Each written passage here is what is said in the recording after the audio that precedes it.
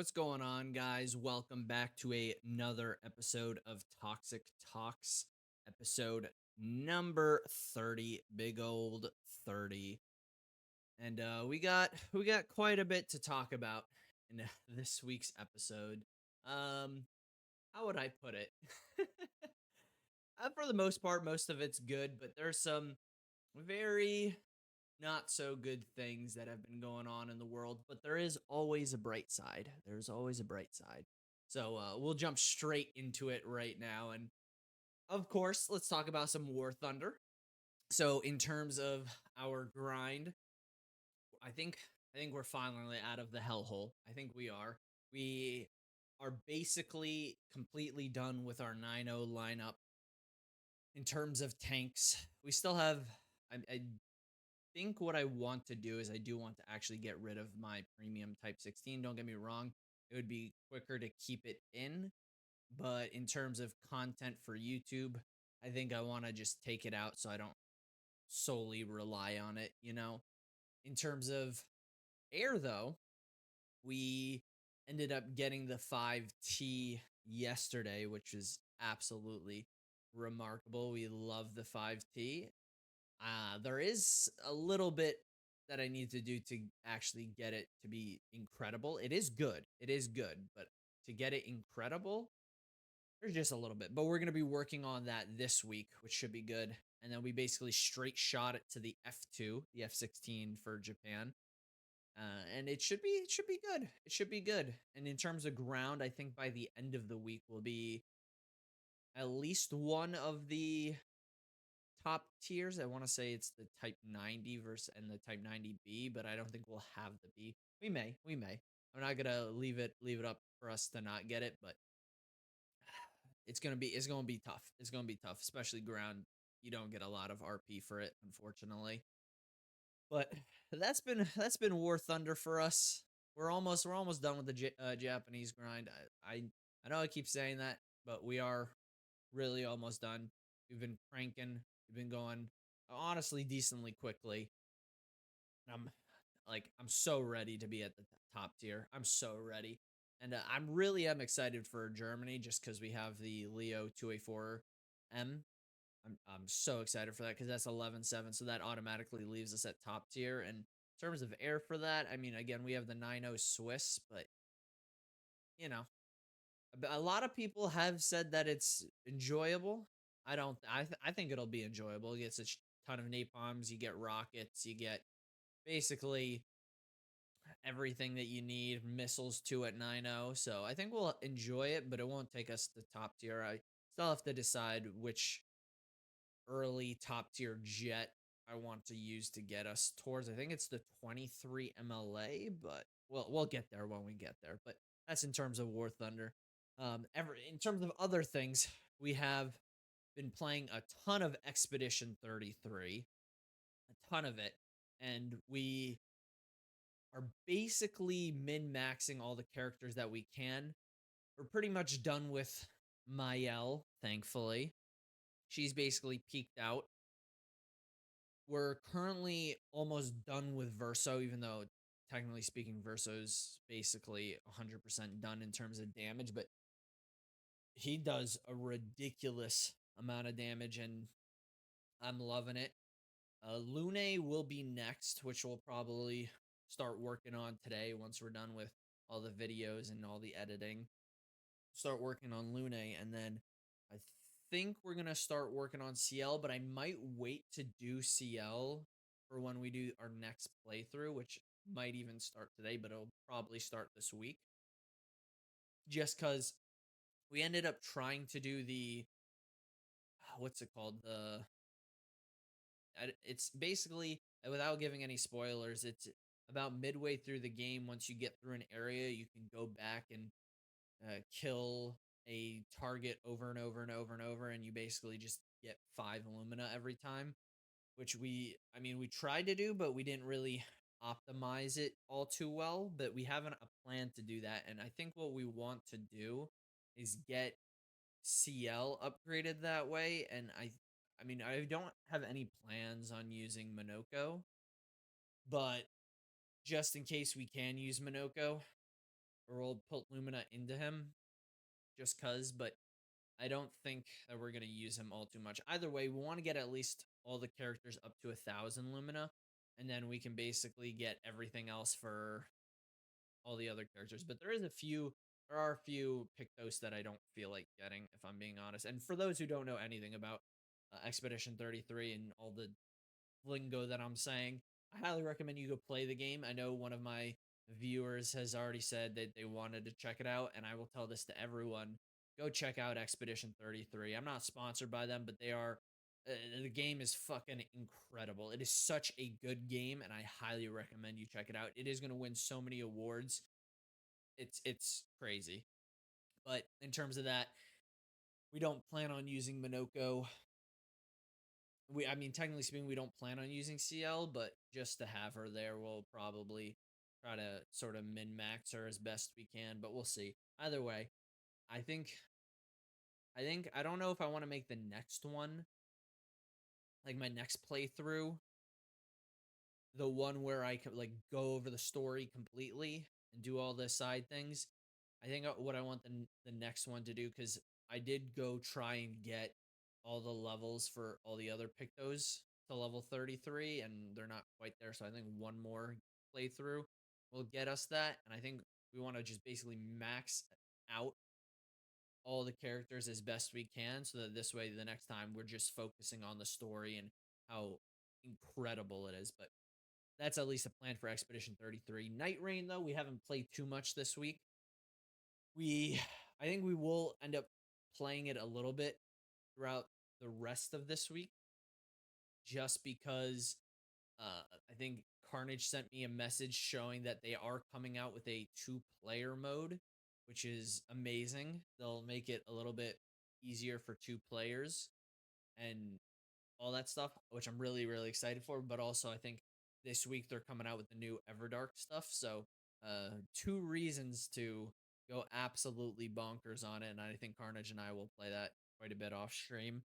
So, I'm excited for that. And you guys will hear everything that happens with Night Rain in terms of that. So, I'll keep you guys in touch with that. But for the drama this week and the negative nonsense, and this is a topic that I think people try to overlook, because they think if they talk about it, it sort of makes them look bad. But dating as a guy in 2025 is by far the worst it's ever been throughout human history. And I already know, my family watches these, and I already know I'm going to get a phone call when this goes live.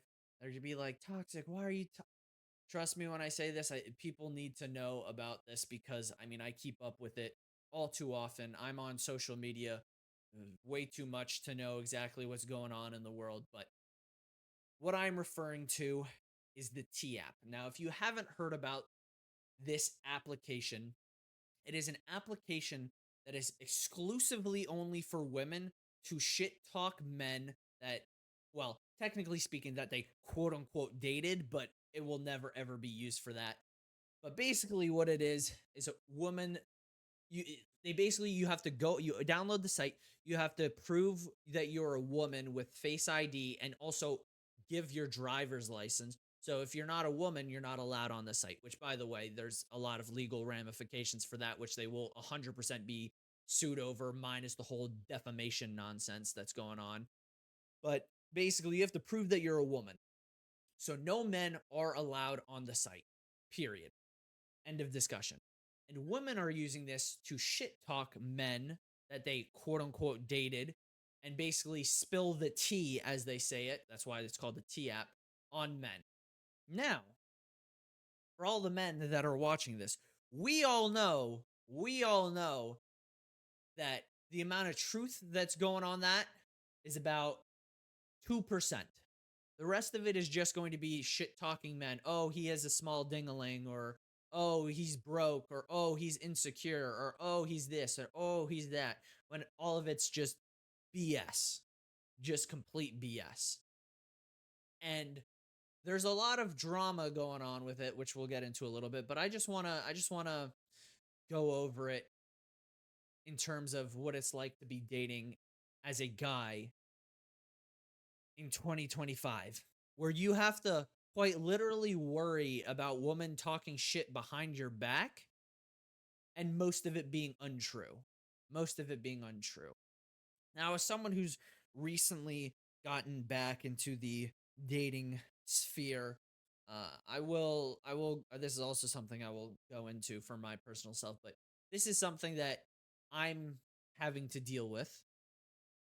And I think a lot of other people are having to deal with. There's absolutely disgusting, despicable behavior in terms of women in this generation, and I feel so sorry for men. And don't get me wrong, I it's a struggle for me. I don't really feel too sorry for myself because I have different ways to get around this, but I feel sorry for men in the US that have to deal with this, or technically in the Western world, who have to deal with this nonsense where they have to worry about women like being absolute fucking degenerates and talking shit behind men's backs. It's disgusting. It's disgusting. And it's deplorable behavior. It really is. It really is. This is a new low for our generation in terms of dating, and people genuinely wonder why. I think it's by 20, I think the statistic is by 2030, 50% of women between the ages of 25 and 45 will not be in a relationship, will not be married, will just be single. And it's really really crazy to me. It really is crazy to me. I'm not going to go into other statistics that I've seen in terms of relationships, but I'll tell you this much, guys, in the Western world, it's not looking good for us. It's not looking good for us. Even for the people who understand either dating apps or dating, it's a struggle. It's a struggle. And this sort of goes into my next point of this is why passport bros became even a thing. And for those who don't know what this term is basically Western men going abroad to, I mean, there's no other way to put it, but basically third world nations to find a wife, or a traditional wife, who basically appreciates a man who provides for them and protects them and basically does everything that he needs to do while also sort of filling in the gaps as what a wife is like basically responsible for. And I don't see it I don't see passport bros going away. I think it's going to grow and grow and grow. And you can even see it nowadays, even on media. I mean, it hasn't been a really big topic in terms of like mainstream news, but it will like grow and grow and it will become an even bigger topic. I have seen a few things on mainstream news talking about passport bros, about them complaining, "Oh, why can't they just find like a wife here?" And you want to know something?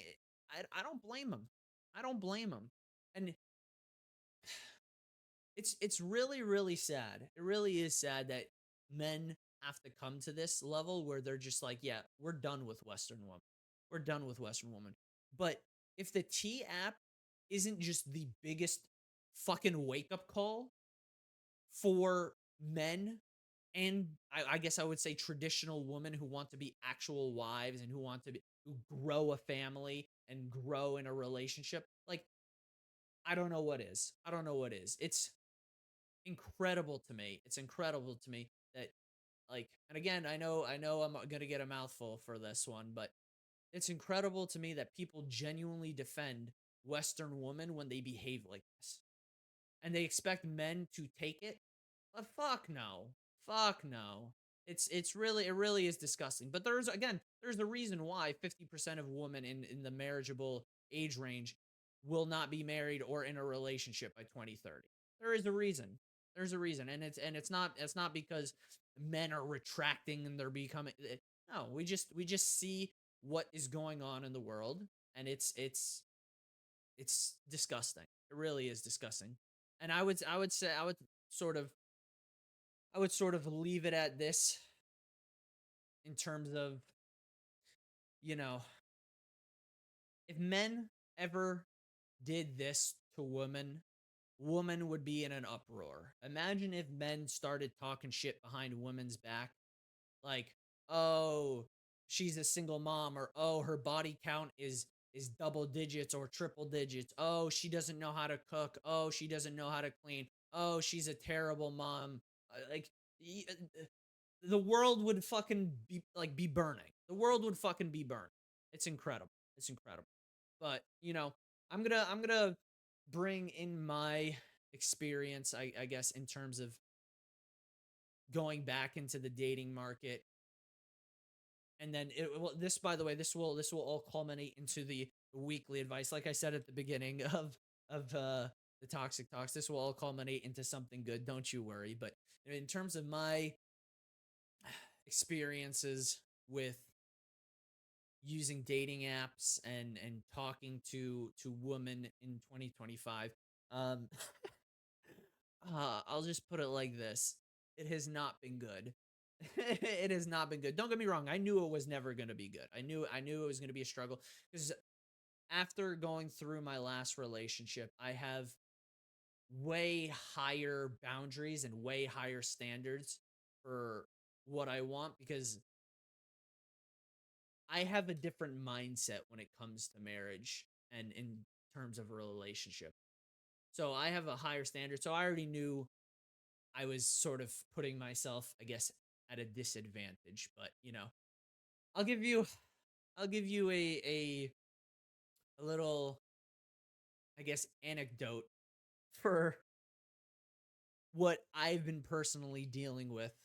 And this is something, and again, I'm specifically looking for what people would consider a traditional wife, not a modern woman, not like that. I'm looking for traditional. So I sift through quite extensively, and this is still something I've had to deal with. This is still something I've had to deal with. And you guys, for the men out there, you guys will find it crazy. I have genuinely, like, and actually, let me caveat this. Let me caveat this. So usually when I talk to women, I try to basically understand what they want in the future, because I'm not going to invest my time or energy or even money into someone who I like if they want a completely different future than me. It just makes zero sense for me to do it that way. So I do like to talk about the future, not in a sense like, oh, let's start a family in 3 months or whatever. No, just like, hey, like, what do you want out of your future? So I'll caveat it with that. But basically, a woman pretty much upfront asked me, or basically told me, that she would want to date a man that would pay for her parents' vacations, basically be her parents' retirement fucking plan. And that's not a fucking joke. I was literally talking to a girl, and she's like, "Yeah, so like I want my man to pay for my parents' vacations." And I'm like, "That's so fucking rude." I even said, I'm like, "That's so disgusting that you would even ask a guy to pay for your parents." Like, don't get me wrong, I'm chivalrous. I'm like, "Hey, if you're a man, you should provide for your family, the one that you create, but you're obligated to no one outside of that. If you want to be nice, sure, you can pay for a meal for the parents, or you can invite them on one of your holiday trips, but like, be like the fucking retirement plan." Oh, dude, I was livid. I was livid. And I said, "Hey, that's so rude." And her response was, "Oh, you don't need to pay for the entire thing." What? No, no, no, no, no, no. I ended that conversation so quickly. I ended that conversation so quickly. I was like, "Nope, nope, nope. That's never fucking happening. That is never ever fucking happening." But just to put that into perspective, this is basically the dating market. And this is, by the way, this is best case scenario. This is fucking best case scenario, where you're like, "Hey, I want a traditional relationship. I want to be a provider and protector." You're looking for a wife that's nurturing and feminine, all that stuff. This is literally 2025. This is literally 2025. So, what I will say to you guys is, we're living in a tough time. We're living in a tough time. But this goes to my weekly advice. Don't get me wrong. This goes to my weekly advice, which to you guys, I mean, this is specifically to guys, but also, again, this can go to women as well. Don't get me wrong, there are not too many great great guys going on in 2025, fuck boys and the like. So, but this is mainly a problem that Western men are dealing with because again, we can bring up statistics quite frequently. But the weekly advice, and this is something that I'm learning is, or I shouldn't say learning, I'm dealing with. I've already learned it, but never diminish your worth to anyone. And this is sort of a term, I guess, or a phrase that women use, but I guess for those who don't know what it really means is don't fucking settle. Don't settle for anything less than what you're worth. Now, I would say don't inflate your worth because some people they inflate their worth to thinking that they're like basically the second coming of Jesus. Don't do that. Don't do that. But no, like genuinely analyze your life and be like, okay, this is what I think I'm worth, and don't shoot for anything less than that.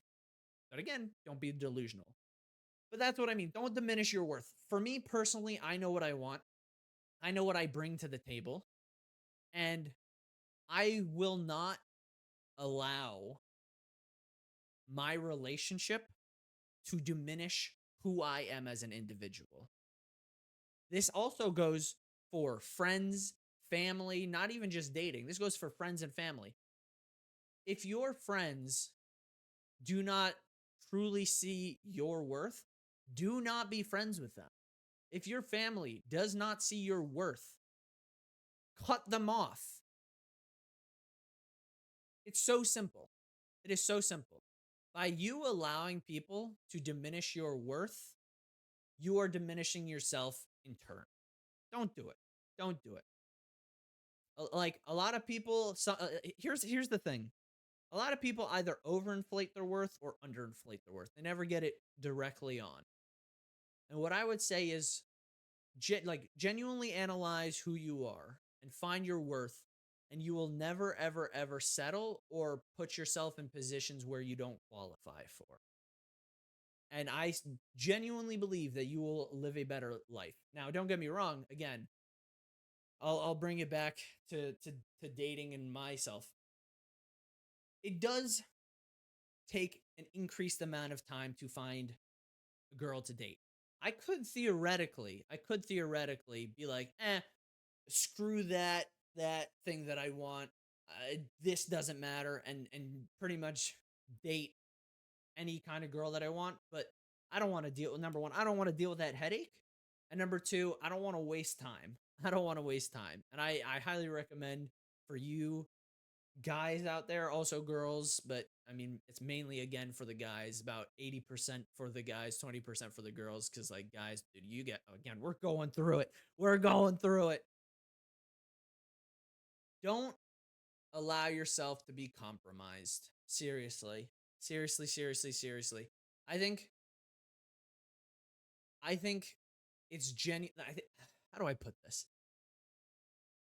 It's diminishing relationships. It's diminishing marriages. It's diminishing like society at large when we don't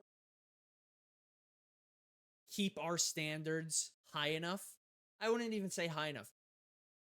We don't keep our standards reasonable. We basically ask for the bare minimum and are expected to give the maximum. And you want to know something? I do genuinely believe that this is one of the I won't say it is the main cause or it's the biggest cause or whatever. I do think it's a cause for why basically all these things are degrading in society. But again, know your worth as a man, know what you can bring to the table, and don't ask for anything less. Do not ask for anything less. Trust me when I say this.